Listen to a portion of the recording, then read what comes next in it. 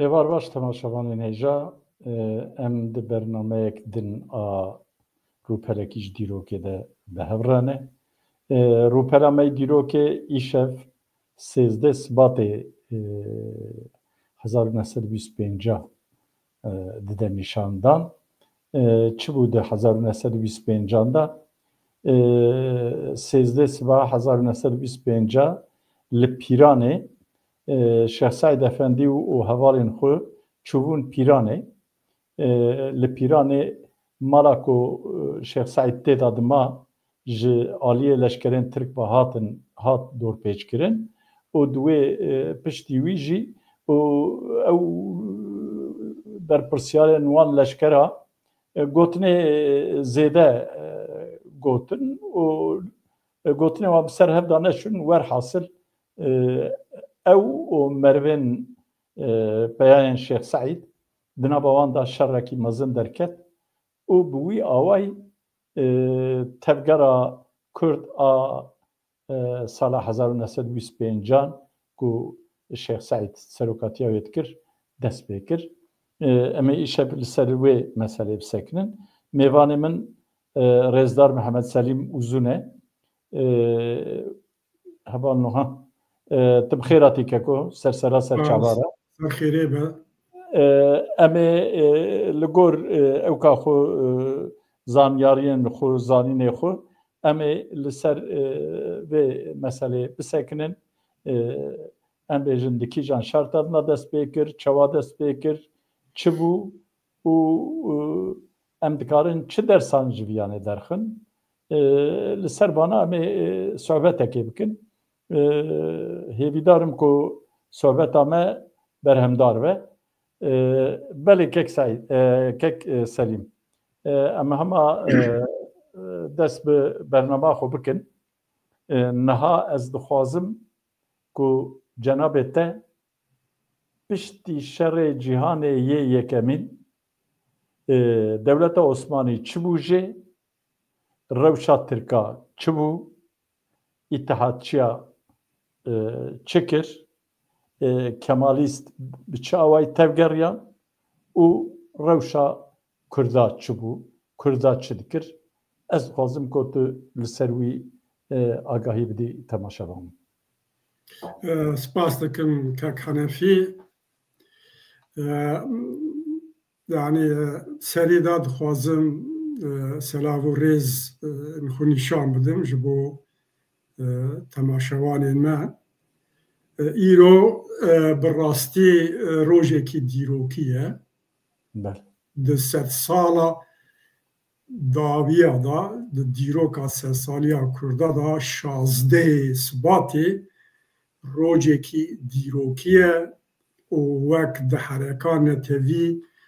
a Kurdî da wek mîladekî ye.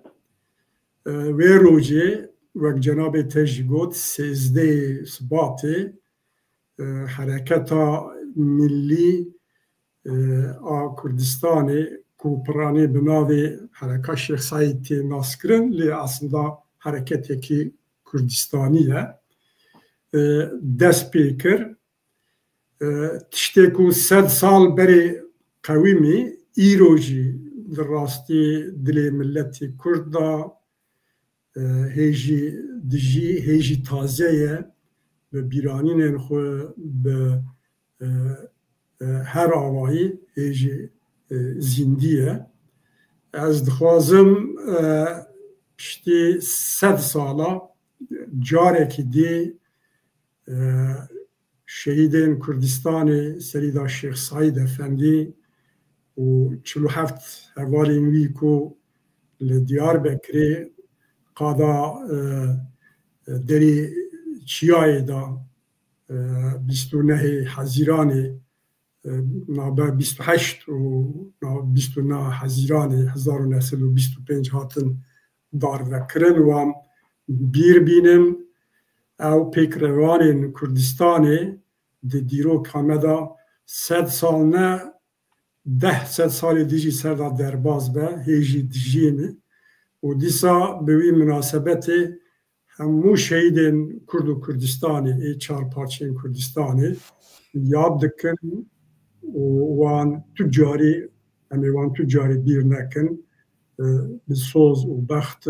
em ya bêjin. Wek me got 100 sal berê dîroka Kurd da hedîsekî pir mezin bû. 100 sal berê rewşa dinyayê bi rastî kaosekî bû. Tevlîheviyekî mezin hebû. Dinya bû du îtîfaq, li ser du îtîfaqa du blok dünyayê da çêbibûn. Sebebê wî jî parvekirina welatên kolonî ya jî müstemleka sömürgeya bû û şerê bazarê bû. Dewletên mezin hinekî koloniyê wan sömürgê wan hebûn, hineka jî tune nebûn. Wek Almanya dewletekî sanayî bû, bazara wan tune bû. Hineka jî dawa tiştekî dinê kirin. Roma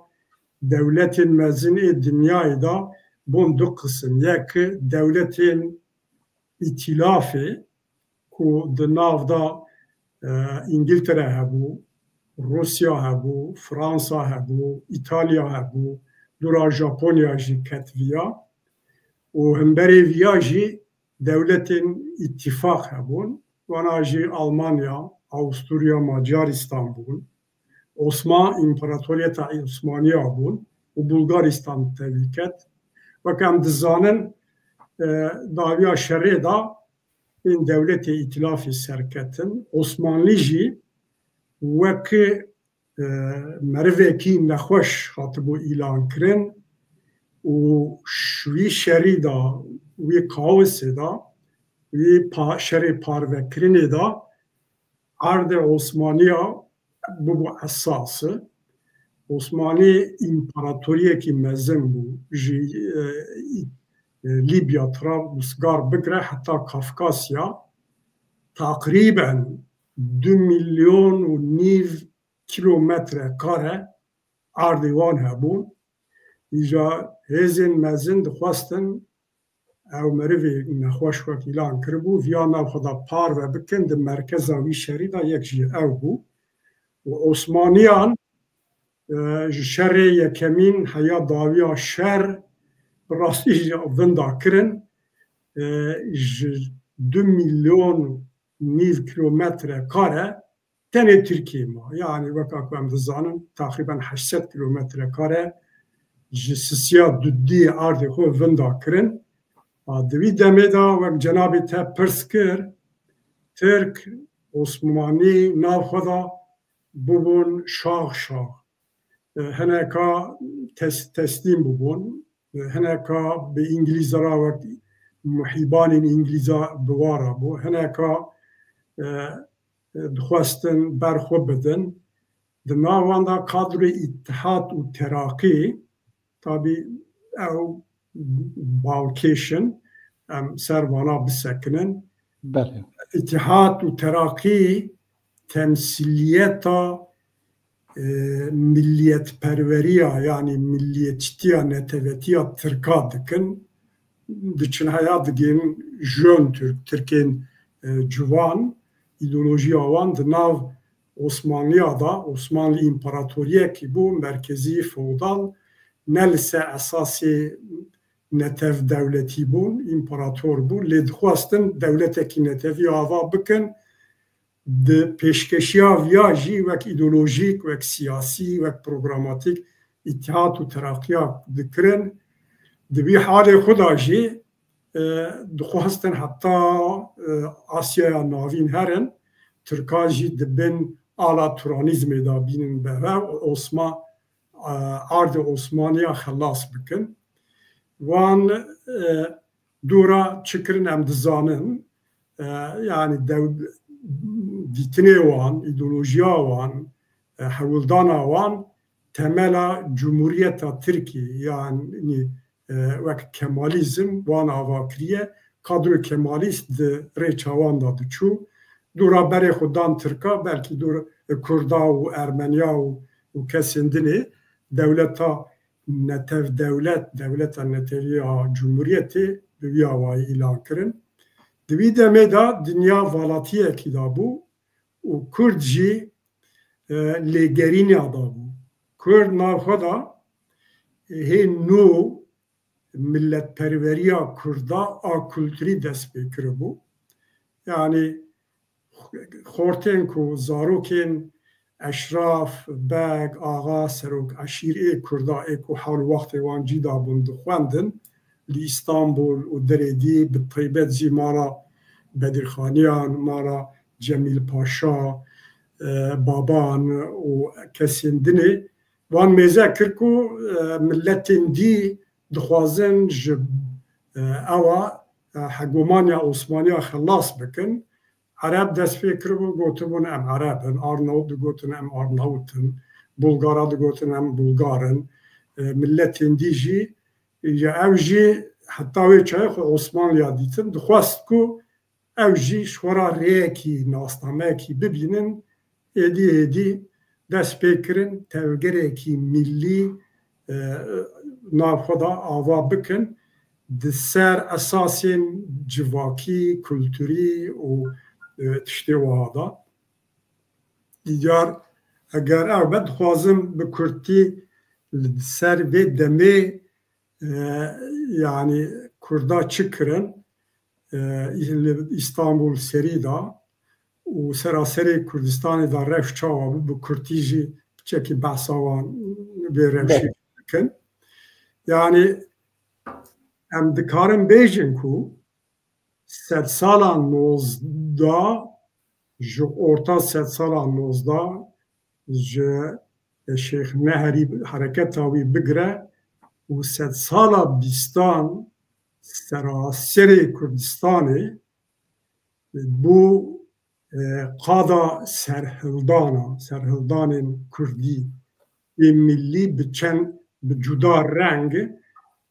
ملی رنگ جواکی دینی دیبو بالسر هف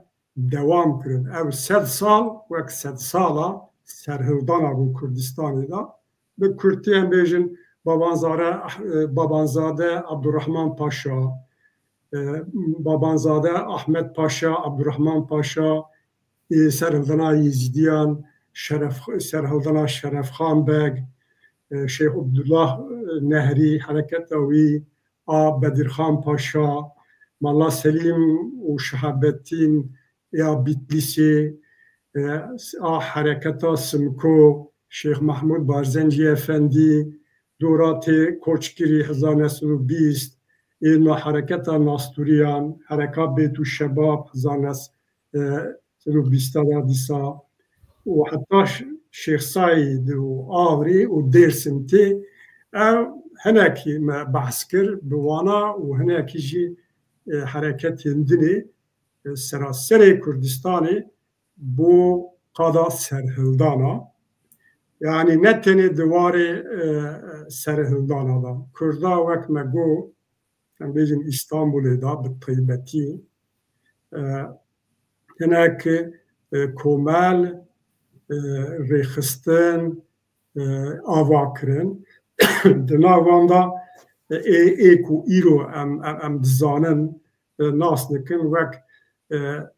کرد عزمی قوی جمعیتی هبو وک کردستان تعالی جمعیتی هبو وک کردستان تعاون و تراقی جمعیتی آوا ببو وک کردستان نشی معارف جمعیتی کردستان محبان جمعیتی کرد هیوی طلبت جمعیتی ایسا کردستان تعالی جمعیتی و کرد تعالی جمعیتی کرد تامین معارف و نشریات جمعیتی و هنکی دی خصوصیت آوان ریخستنا چی بون؟ پرانی کلتوری لسر ناسنامه جبو زمان کردی ادبیات کردی دیروکا کردی او بکن واوانا سیاسی کم بو که کتکاری هنگی بحثا او کسین کو وی کاری ریخستنی بریوه دبرن ایکو نابیوان درکت پیش بحثا وان بکیش کرم خو او دوان ریخستنان دا وان ریخستنان گلو بتنه بستنبول سینوردار من یان درباسی ولات جیبون آنها بگومان شخصیت مزن هنن یعنی خود دوی دمه دا حرکا کردی پرانی بالدمغا هناك مالباطا وهناك شخصية كردا دات ناسكرن أو جمعيات بإنسياتيفا وان بون وبراني جي جرانيا وان مالباطا شخصية هبو دوان كوملا أويدا أم بيجن سيد عبد القادر أفندي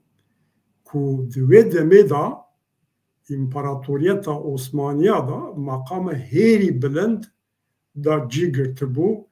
vek îro danıştay dibêjin divê derê da duwarê hukukê da paya bilind bû gelek paya hêrî paya bilind bû yani îro jêra danıştay dibêjin serokê wê derê bû Memduh Selîm hebû em dizanin ku heta hereka Agriyê berdewam dike tekoşîna xwe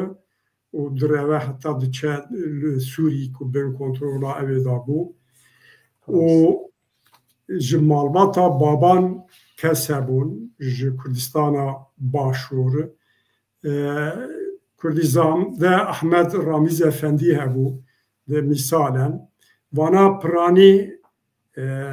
kovar ve çay mecelle digotin derdistin matbaa vekiribûn ve şanxanê wan hebûn mektebê Kurdî ava kiribûn û di nav wan da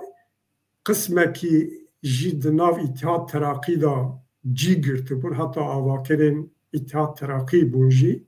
mesela ji vana Ziya Gökalp behsa wî em bikin Doktor Abdullah Cevdet em bêjin İshak Sükûtî em bêjin wana jî rewşenbîrên Kurda wê demê ê hevdem bûn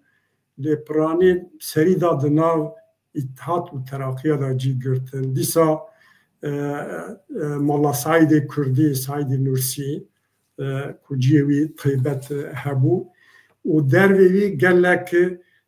kesên dî hebûn alfaba Kurdî a Latînî mala Cemîl Paşa û mala Bedirxaniyan hebû ê ku em dizanin ji Kurd ta hêvî talebe cemiyetî mala Cemîl Paşa zade ava kiribû Ekrem Cemîl Paşa û Qadrî Cemîl Paşa û evendinê Bedirxaniya dîsa gor xwe ciyê wan hebû yani vê demê da bi rastî wexta meriv hinek tişta mêze dike wek kovara jîn wek gasta Kurdistanê ku 1998 li Kahîre matbaa ava kirin dîsa mala Bedirxaniya derdixistin dema ew ê merivkare tarîf bike dîroka her milletê da milletperwerî bi milletperweriya kulturî dest pê dike hêdî hêdî ewan civakî digire û dûra rengekî siyasî digire hereka Kurdî ev komelê ku em dibêjin heta dawiya şerê cîhanê a yekemîn piranî heta azadî yani ez karim bêjim giraniya wan xusiyeta wan kulturî civakî û wiha bûn bêguman talebê wan ê siyasî hebû mesela Seyyid Abdulkadir ji xwe yek sebeb jî ew bû piştî şerê cîhanê li hev ketin qismekî nav Kurdistan Talî Cemiyetî da gotin em serxwebûna Kurdistanê dixwazin Seyyid Abdulkadir Efendî jî got na ew dema müşkil da em birayê xwe Tirktenê nehêlin em ê muxtariyet bixwazin ew meseleyên siyasî wiha dihatin münaqeşa kirin wek qedera azin têkevin navberê gelo tam divê demê da divê dema ku cenabê te behs dike em zanin ku dewleta Osmanî têk çû Kemalîst xwestin ku komarekê ava bikin tu dikarî bi kurtasî behsa هەولێن وانژی بکی. یعنی وەک me got ئیمپەراتۆریە عوسمانیە bi rastî sê qita da hukm dikir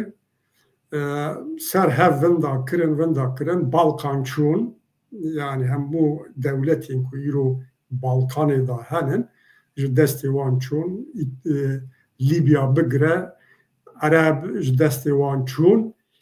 û ev girêdayê evê bûn yani peymanekî hatibû îmzakirin navbera Fransiya û İngilîza navbera du şexsa da sêyekî û Pîkos û par kiribûn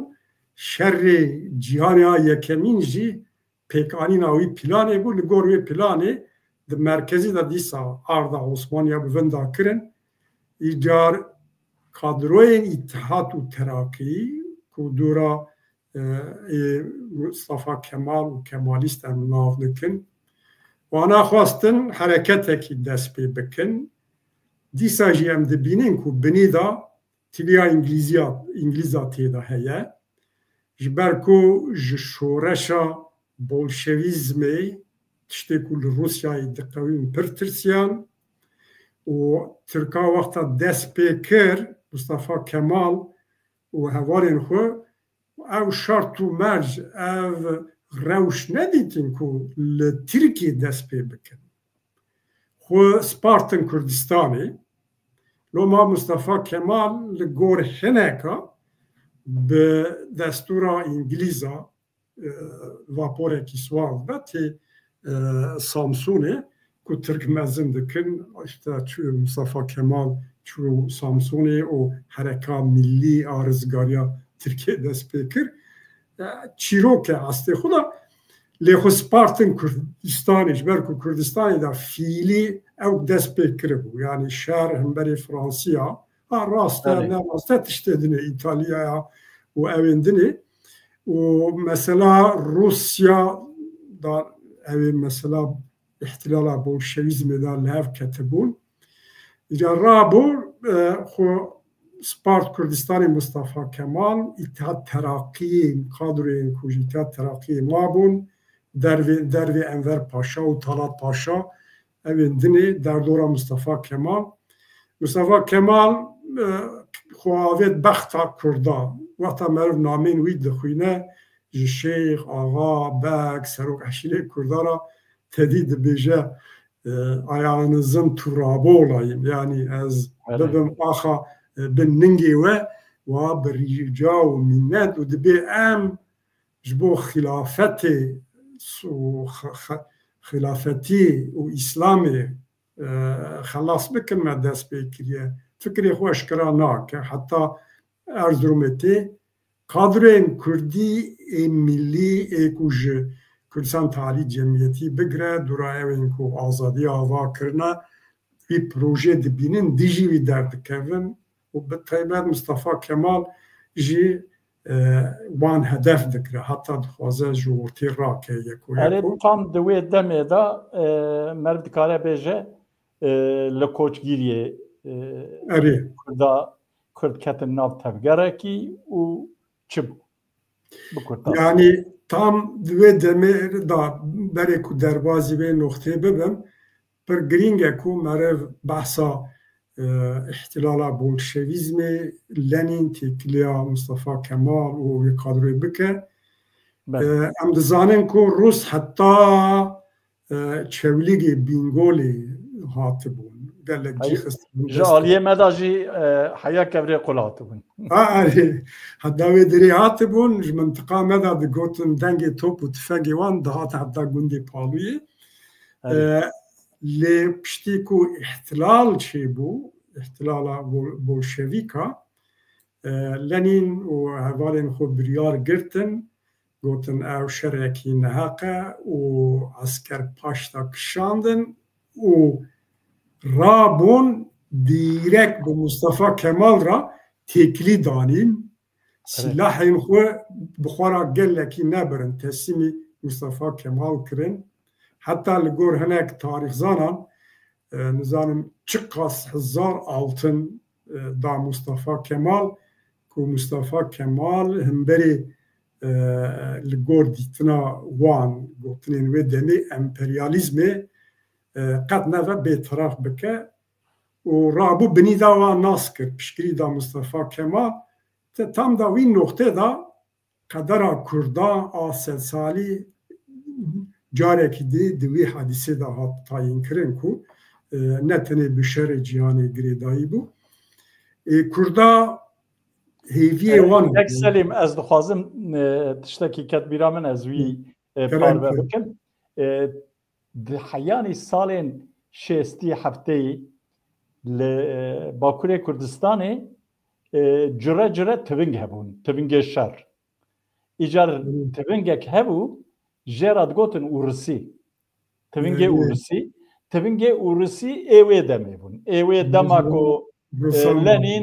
Lenin ji hevreyê xwe yî Mustafa Kemal rabû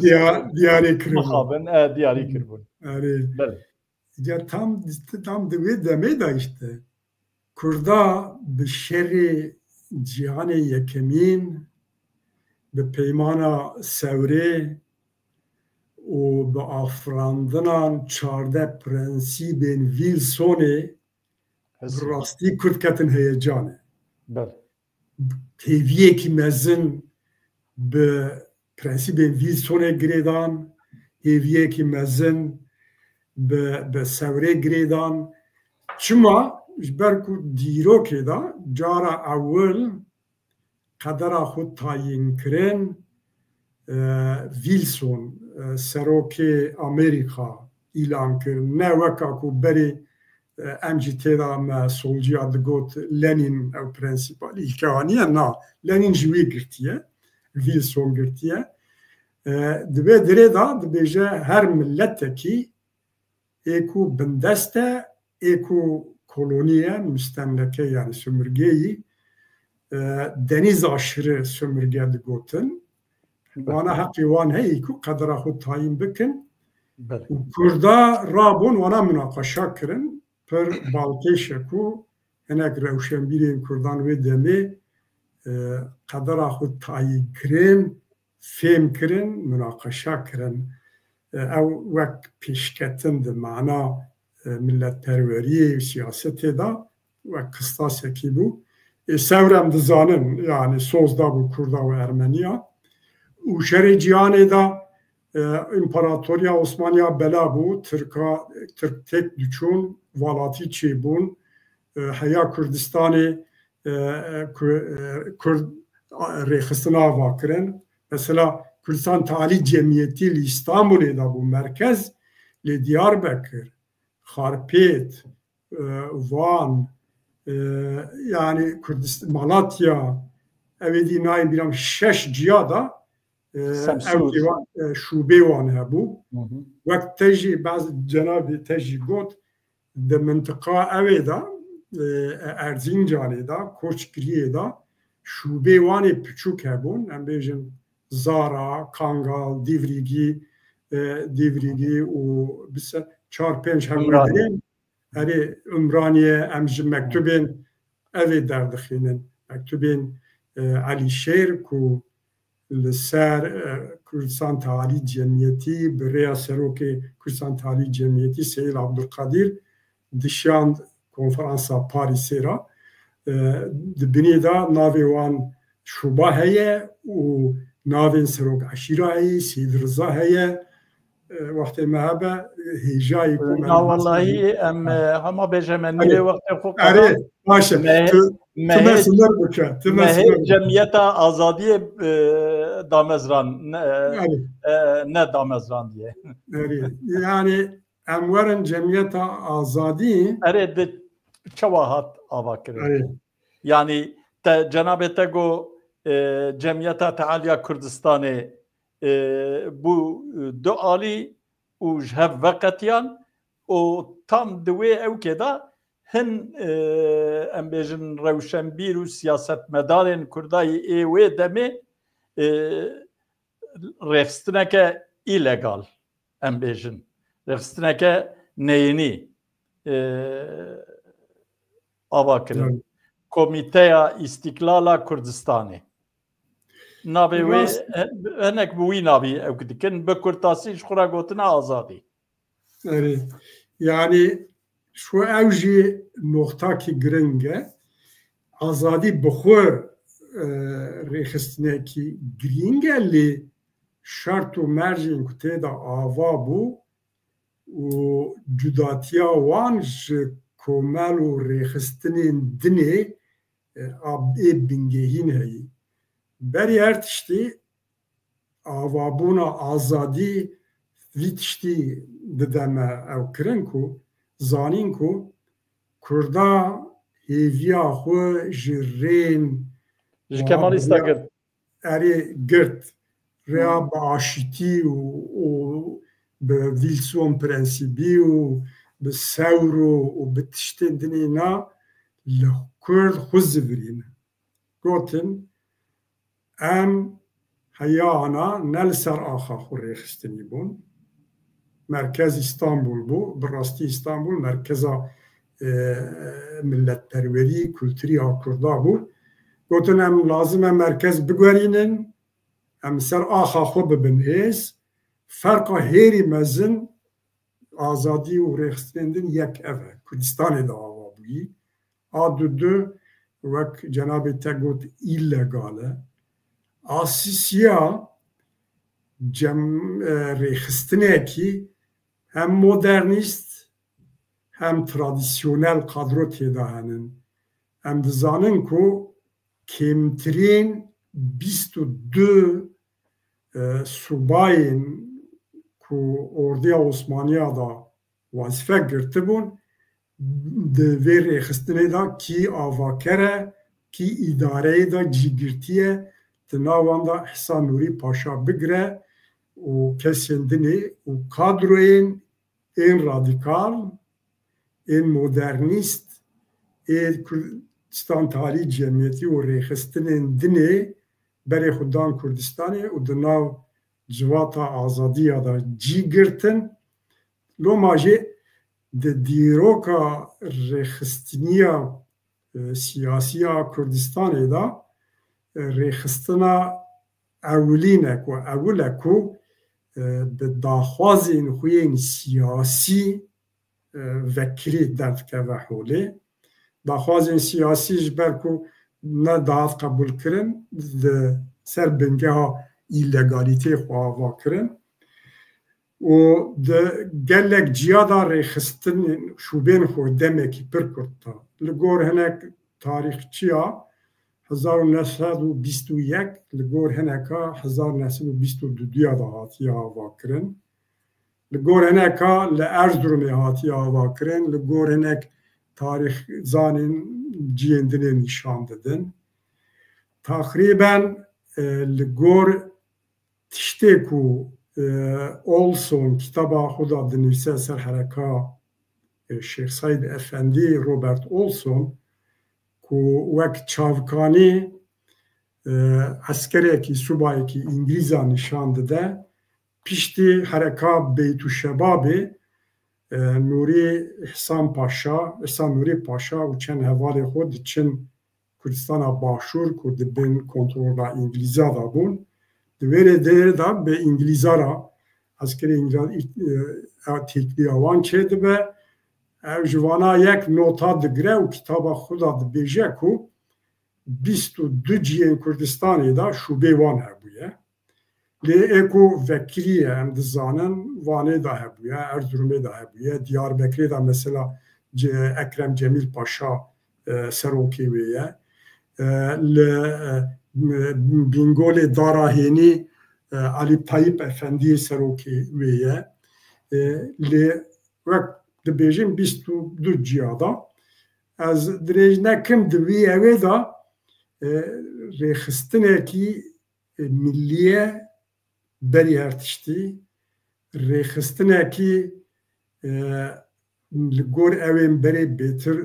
demokratîk e modernîst e di nav wê de muhafazakar jî henin dîndar jî henin ê ku şeriatê dixwazin henin mesela Şeyh Said Efendî ne fiilî serok e lê serokê ruhanî ye serokê wê Halit Begi Cibriye ve rexistini و رولا askerin subayın Kurd ku de orduya Osmaniye da cî girtibûn تێدا gelek ez bawerim gelek tişta me re bêje bi çi awayî Kemalîst bi wan hisiyan ez dixwazim te bi çend gotina behsa wî jî bikî. Ya Kemalîstan mesela ew kêwan hebû tabi istihbarata wan hebû û dizanîbûn di Kurdistanê da Kurdistan Tahlîl Cemiyetî û rêxistinên dinê ku derdora wan yek û yek û nas dikirin û li gor xwe rêxistîbûna wan jî hebûn û mesela bawan nekirin ne Kongre Erzurumê ne Sîwasê serda jî xwestin geleka bigirin bikujin û dûra jî mesela em ê belkî dûra werin ser hev Qasım Binbaşî Qasım resmen muxbîrê dîrek Mustafa Kemal bû. Êjayî bi Kurtî ez bêjim ku Mustafa Kemal Atatürk wexta tê Erzurum ew erdhejek çê dibe diçe Erzurumê. Ew Binbaşî Qasım ku hevringê Şêxsayî de malîsef û merivê Halit Begi Cibriye çi dike bi rêkî dibîne çîroka wî dirêj e Kurd bêjim xwe digêne Mustafa Kemal dibe paşam hal mesela wan wana rêxistinekê ava kirine azadiye serokê wan yek û yek rapora dide Mustafa Kemal îznekî taybet dide û wesîqakî dibe tu serbestî tu her çi dibe tu ji me rapor bikî rojane ji wara rapor dike dizanin loma mesela wexta girtina hineka da raporê wî ê esasın berilêcînin wekî Yusuf Ziya Begovan em werin ser wê û fîzîkî wek şîddet hinek ciya da kar nayînin ji ber ku nedixwastin werin rû bi rû bi Kurdara lê dawiyê da silah koç kiriye teqiya yani em dizanin heya wê çayê îdare kirin nedixwastin di qada şer da dîrek Kurdara werin muqabilê he lê koçkirî de dest pê kiriyan. Belê keko ez dixwazim piştî ku Kemalîst pê hisiyan ku rexîstinek bi vî rengî heye û armanca wan avakirina Kurdistanê ye. Ewana çi kir, çi qewimî û hetanî destpêka serhildanê çi bû? Yani weka me got istihbarata Mustafa Kemal û hevalên wî hebû û rojane rapor digirtin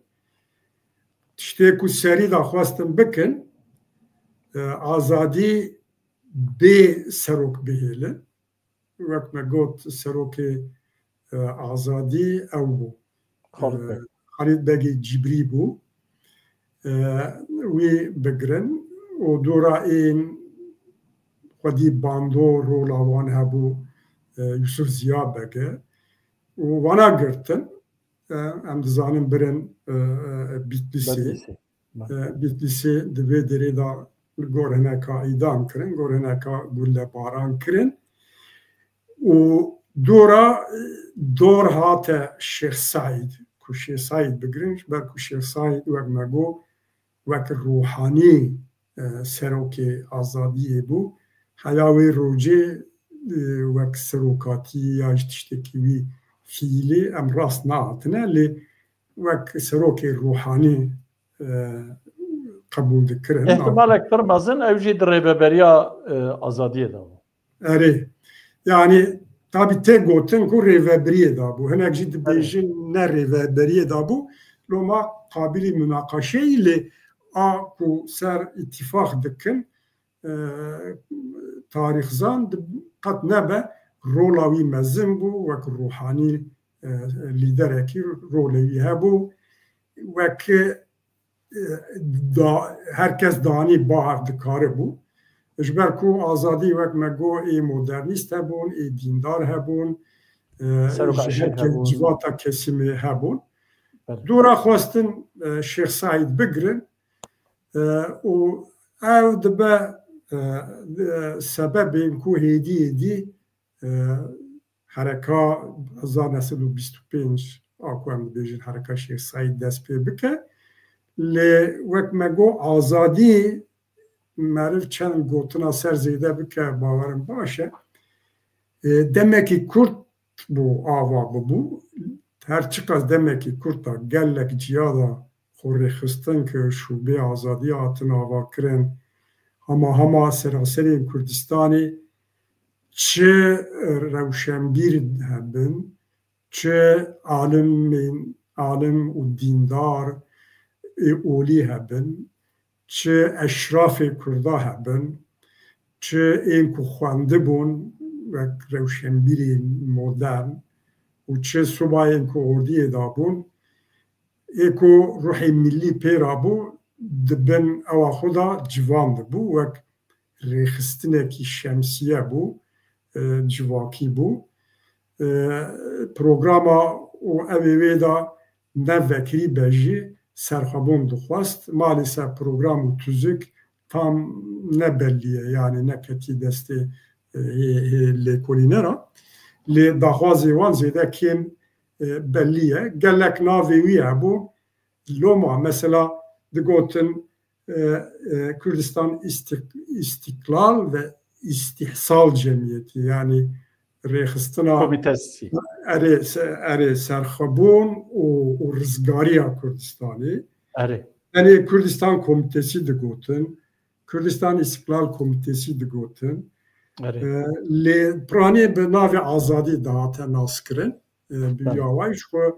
belgeyên Mehkema İstiklalê ya Şerqê da jî wek azadî tê qebûl kirin dicar ew bû sebeb ku Kemalîst berê xwe bidin pêşê serokên azadî wan bigirin ku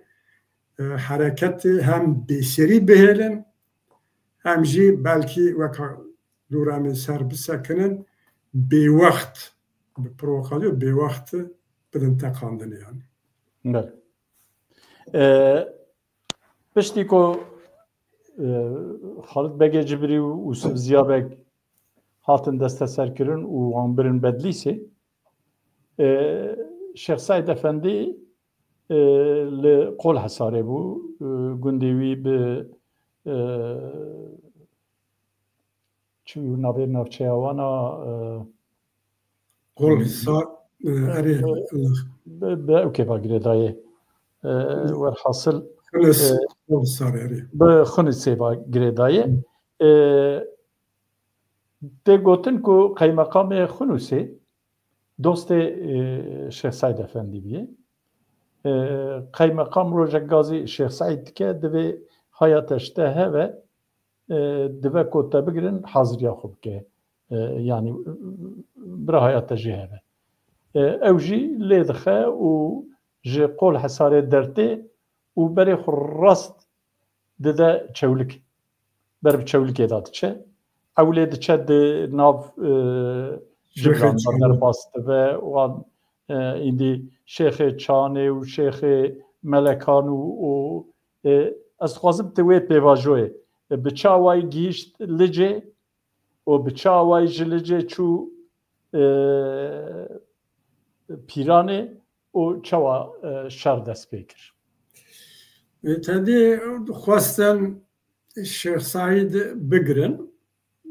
lê Şêx Saîd binî da xeber jêra diçe ku ew li Xinîsê ye Qolhesar Xinîsê ye ku dixwazin wî bigirin xwedê giravê dibêjin Qeymeqamê wê derê Kurd bûyî însanekî damara welatpariyê perweriyê pê re heye dibêje ya ez ê daxwaz bikim ku em îfada te li vir bigirin wê ba îfadê dikirin ya jî ji vir derkeve دورا پیشی سری لیدن که دبین ام ifade شیخ سعید افندی لور بگرن دبین نا وی بشینن در ویا شیخ سعید افندی مسئله فهم دکه که وی بگرن شو tam وی دمه دا او گرتنه yani خالد بگی جبری و یوسف زیابک و کسین دی گرتنه عبد بیاره دا جبو خلاص کرنا وانجی انک تی گوتن ام یا درباز بکن او چاو وان خلاص بکن او مجارة ما دقا بينا او دبيج دا اميل سروانجي هن او كات شيكن برنامات شيكن بر شيخ سعيد خوازه خو بگینا منطقه چولیگی چابخچور و پالو و لواندرا و ته پیشی ته چولیگی چابخچوری yani من بینگو دبیجن شیخین ملکان و شیخین چانه دبینه و دره دا خلق دبیزه که شیخ سعید افندی هاتیه هر چقاز آزادی رخستنیا وان دوی منطقه دا هیجی لأساسا خلق جبو شیخ سعید افندی شیخ کیه و به اوین رابطاین گریدان دینی و ها تی وی زیارت بکن لچان و ملکان کتلکی پر مزن تی گندی و جوینن مزن چه کلو اری جوینن مزن او جوینا دا اشکرا خلقی را نکارد تشتا بیجه انک تشتا دیسا جید بیجه کو ام مجبور کرن کو ام به زاگونا هانه قبول ناکن بکرتاسی کرد و صادقین موتیوین دینی اساسا دوی دره دا جبو دینی خو جبو işte xilafet rakirine u ji bo kanunên Mustafa Kemal û ev û dibe ew ji bo me muqadder bi gotina wî êdî muqadder e yani tiştê ku di qedera me da hatine tayin kirin em mecbûrin ne wek serokê azadiyê ne wek berpirsê azadî wek şêxekî لی مره بیجه کو جوه نقطه شونده همو مسئولیت حرکا 25 دوستی شیخ سعید افندی دادم بینه لمرکان و چانه شیخ سعید افندی توی کو او ناخوازه توی کو دزانه روش چقاز گرانه و چه بنداوانه لدبینه کو او قدر آوانه مقدره مجبور دبه و جوه نقطه شونده دبه فیلی سروک حرکا شیخ سعید خصوصیتی وی سروک کی فیلی و روحانی حرکا شیخ سعیده نه سروکی سریدا سیاسی ریخستینی تاین کریه شرط و مرج حرکت کسی دی نمایی سروکاتیه گرتن قدر دی هاتنه گرتن بی وقته دولت زور ده وک گوتنا وی شو چند جیادا گوتیه نه سری دای نه داوی حرکتی دای tam da ortaya خود بینه و دره قدر شیخ سعید زی و دره دست پیدا که و دره وکی نابیجه برای خود ده دیار بکری و دیچه به هنه کارا دانوساندن بکه وک فهمی بگ وک شیخی چی بود بیجه نابیوی خالحانی ایلیجی وارا مشاوره بکه دانوساندن بکه نیتاوی صالح بگه هینی صالح بگه هینی بلال افندی لیجی نیتاوی هره بوارا دانوساندن بکه روشه بن نرخینن دوی روشه دا چاوا حرکت بکن yani de evi wanda seri wanda ama hareketteki dest pê bikin tune ya ve çavêjî berê xwe de ber Diyarbakır'ı و تی وان ببینه وقت جناب تاجی سری دا بحث کر تی ام بیجن خانی و وان درا لیجه و برایوی عبدالرحیم افندی شو لپیرانی دما وک مالاوی پیرانی بود چه پیرانی و پیرانی دا تابی وک خلق دیسا توپ دبه و ملت تی گندا بیستیه شیخ افندی هاتیه تین سرداناوی جه اویرا جوردا دیرکتیف هاتیه استخبارات گرتنه جه عسکرین کومتانین پیرانی را دی بیجن که هرن دنو ناوان دا محکوم هاتنه جوان محکومه در دست بکن و بینن تین مناقشه در دکوه شیخ عبدالرحیم افندی دبیجه بزه نابه ناف خلقی دا ام محکومات تسمی وان بکن از سوز دادم وکو بلا خلق بلابه به سبی از بدست خودتینم تسمی وان دکن لی قبول ناکن جبرکو خوازم پروکاسیونه کی چیکن خوازم بزوره بکن آرمانجه و بعد بزوره دبه شیخ عبدالرحیم افندی جی قبول ناکه و او درد که هناك عسكرتين كشتن او بو فيلي في شقكي جبو دسبيكا حركتي وجوابتي بيستن تابي خلقي ما دسبيدك يعني لبينغولي تشبخ شوري واندرا اما داويجن سر دارا هيني تسليم ده فقيه حسين دكن والي دارا هيني دا دكن والي دارا هيني و دورا تی گوتن کو چقراسته tabi ez ne tarih zanım تی گوتن کو شیخ سعید افندی پشتی کو شر لوری درته و اسکرتین کشتن رادکه و قربالخا کوپرای دبی ازو هرم کو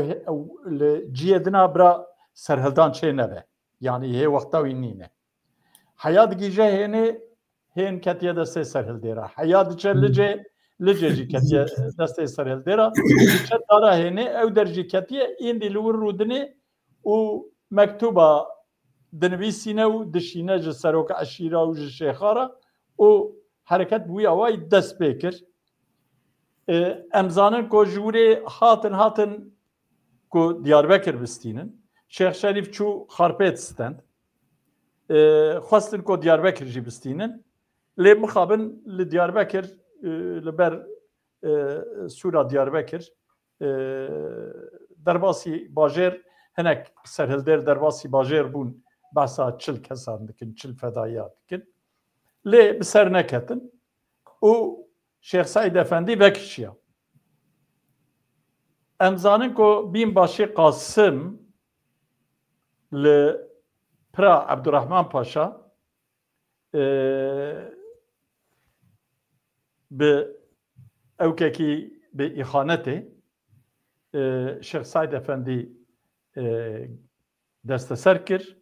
و تسلیمی دولتی کر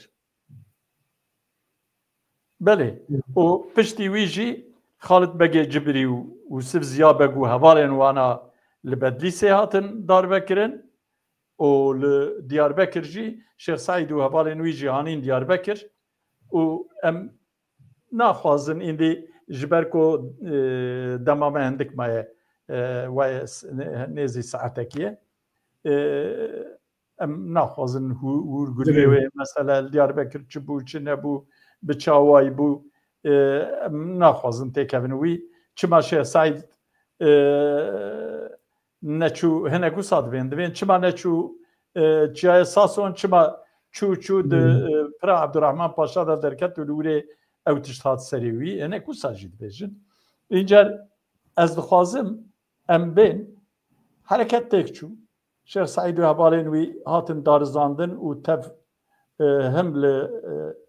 دیاربکر او 46 هبالین خوش خیلی واجی بدهان بصدان کرد لدبرندن آجی هنک جی همه دجیدا به گلباران هاتن کشتن هنک جی وان برن لخارپته دیسا دار بکرن گلکا برن لوری دار بکرن ام ویجی دزانن ام ورن سر مثلا 1925 شرط و مرجن وی روژه او کمره بله وی روژه دنیره اول ایرو دنیره چه ده برچاوه مربا که خود پرسکی تام جیدایه و پرساکو کرد ایرو به روشنبیرین خو، نویسکارین خو، سیاستمدارین خو، تاریخزانین خو سر بسکنن هور و کور بکنین جه نتیجه درخینن لی بکرد تاهی از آخو بیجن شرط و مرج پرد دشبن هفوده بله یعنی شر جیهان یکنی وکسری دا مگوت شر پاروکرنا نووا پاروکرنا دنیای بو جوالین هزین مزن و چاوه دنیای دوی دمه دا هنک پیمان بنگهین هاتن چه کرن زوانا دیسا وک ما بحث کر سیکسپیکوس و دوراجی لوزان اف دو پیمان سیکسپیکو دیزی بو و اصل اساس برلیجی سیکسپیکوسه بنگا لوزانه جی لگورمن سیکسپیکوسه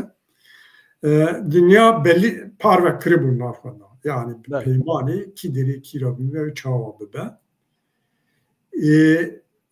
Osmani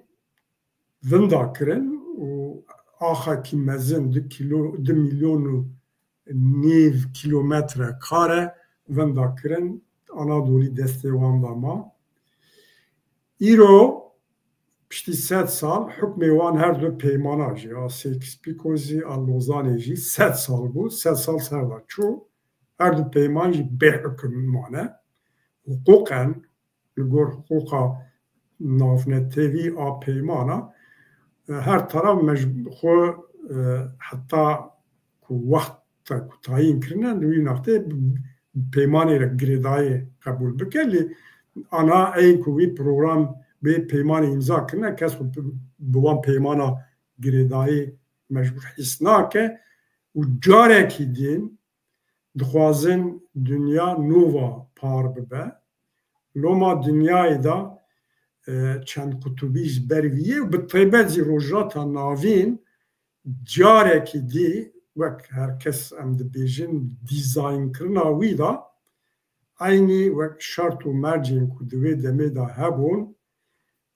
وکا کو تکرار دکه وک دیروک تکرار بکه دوی دمه دا جی ترک امپاراتوریت وندا دکن لیکتنه دو اوی پانتورانیزمی ایرو جی ترکی کریزی کی 7 سالیا خدا هیری کور فره دجوار دایی تدی ویا را دبت خوازه دعوا نو عثمانجیتی بکه اتحاد و تراقیین و دمی چه حیال پرست بون و بون سبب این چه ایرو قدر که آنا دولتا کور وکا کو ویتشتی دوباره بکن و چاوا همبری آوا کرنا دولتا نتوی آ ترکا دا سری دا کرد دورا ارمنی و گروبین اتنیکی دینی آستنگ بون لازم بو گجبو آواکرنا دولت نتوی جوان آستنگا خلاص ببه آرمنی قسما آسوهنه که دی به قتلیام امها کرن کرد به 100,000 قتلیام کرن لی ملت که مزن بو خلاص نکرن با اسیمیلاسیونه ایرو دخوازن و پیواجوی تکرار بکن گلک وارا دا او پروسس او پیواجو او شرط و مج دشبن هفو دو جالیه کرده دا کرد ده اوی دا درنگ من 100 سال بری دوی پیواجوی دا مداخله کرنه دا درنگ من وقتا فهم کرن کو پرنسیب ویلسون ساور و تشتی دنی وها وان خلاص نکر و نتنی بسه لازم اوج قوت بون بری خودان کردستانه li dereng dest pê kirin îro Kurd di wî rewşêdanînin rewşa wan baştir e çar parçeyên Kurdistanê da rêxistinînin parçekî da fiilen statûkoya kolonyalîzmê hatî şikandin statûyekî heyî nîvdewletî li Kurdistana Rojava a Sûrî fiilî de facto statûyekî heyî Kurd Tirkiyeyê ne wek berênin wê çawê biz deha kadro hebûn aniha bi hezara kadro wê demê ege ê ku Kurdîtiya xwe ferq dikin bi hezara bûn ana bi milyonanan muqayese nabin lê dimîne Kurd çi qasî ji vî firsatê ji vî pêvajoyê îstîfade bikin ciyê xwe dostên xwe çawa tespît bikin dijmenê xwe çawa tespît bikin ku carekî dî hêviya xwe bi hineka girê nedin carekî dî di nav Kurda da Hesen Xayrî dernekevin carekî dî hinek ranebin Xwedê rehma xwe lêke Şêx Seyîd Ebdulqadir Efendî nebêjin ya di ew rewşa muşkil a birayê me Tirka da nabe ku em pişta xwe bidin wana ew wan tişta Kurd dubare nekin malêsef di vî pêvajoyê da dişibin hev em firsandên mezin destê Kurdanan şertên çiqas giran bêjî lê dî war de rîsk henin ku wek hinekî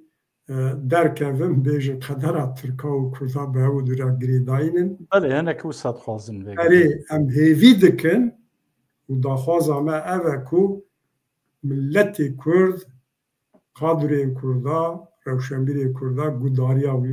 nekin wan wek nekin ew lîstikên wiha qirêj rê nedin ku serkevin yani rewş gelek warî da dişibe heva rastî belê pirsek heye Mehmet Nezîr Gelerî pirs kiriye ez dixwazim ji cenabê te ra bixwînim dema we xweş û geş be pirs Mustafa Kemal ji bo komarê ava bike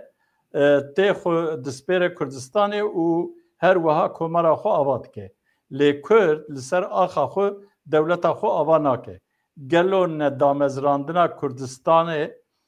sedemên bingehîn dewletên zilhêzin çima yani çima ewin an neorganîzekirina Kurdan e kek Selîm tu çawa dinirxînî ya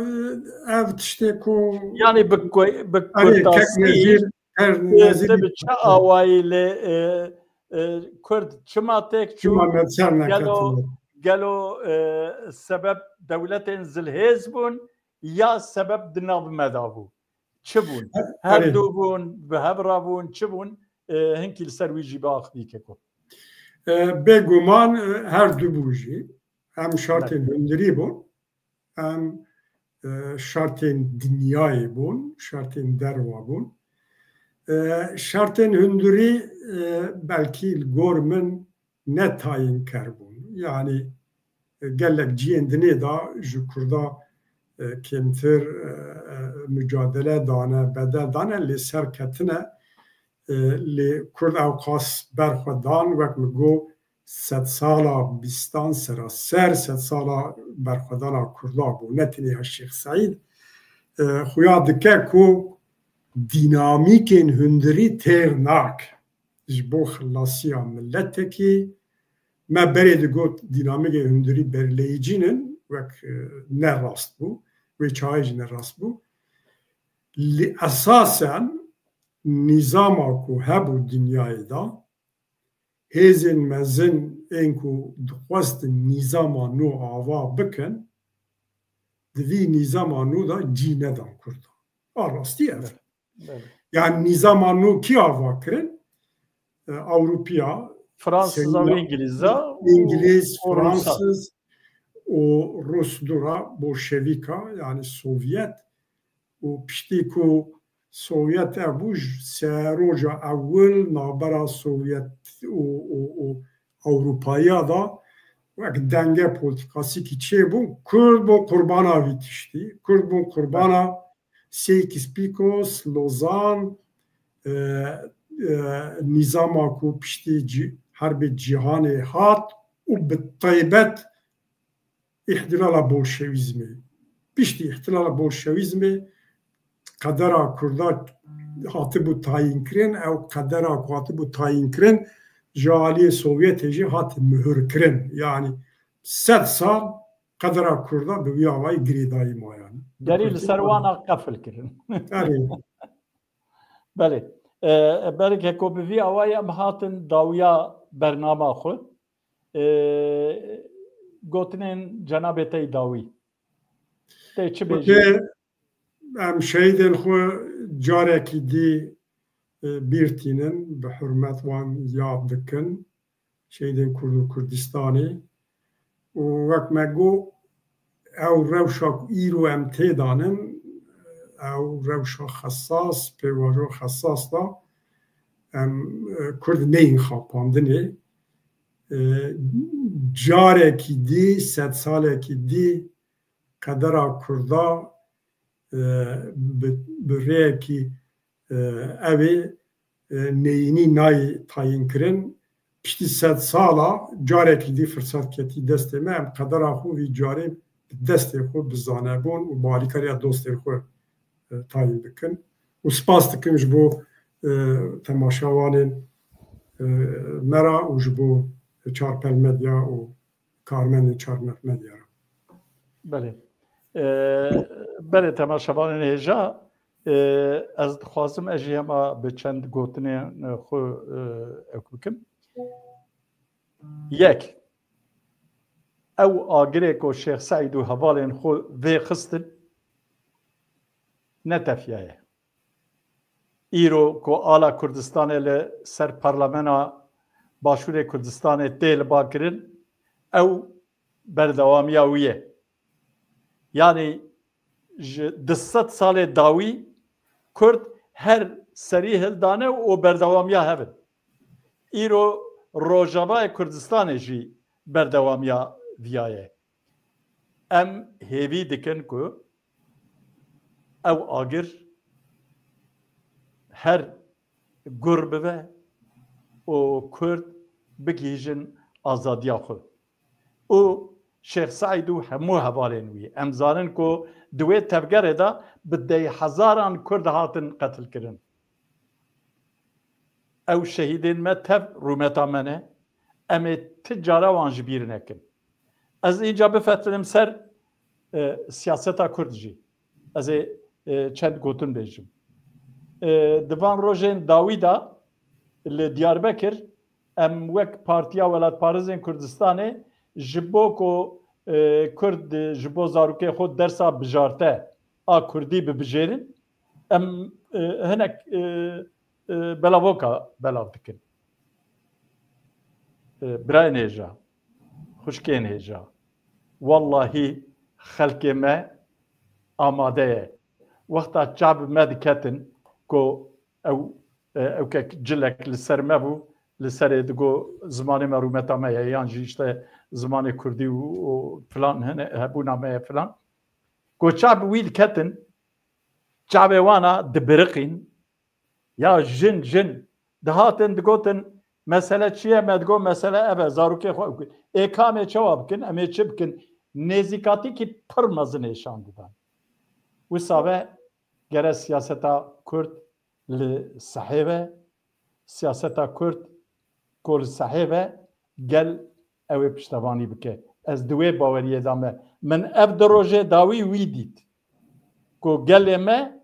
آماده که پشتوانیا خوب بکه پشتوانیا ملت خوب بکه پشتوانیا سیاستا کرد بکه من بیاد دید مسئله تف اوه دوی که اویانه جی مگو از همه وقت تیبنی که بواسطه برنامه وی جی بینم زمان و جبو که تبشتار بویی که اکسریم سپاسیوف پیش کشی جنابه تدکم Ez spasiya ve dikim. û ez spasî hemû temaşevanên ku me temaşe kirin ez spasiya wan jî dikim û spasiya hevalên xwe teknîkê jî dikim mala wan avave bi hêviya ku di bernameyên pêş de di rûpelên dîrokê ên cur be cur da em cardinê bi hev rabin bimînin di xêr û xweşiyê de şev baş.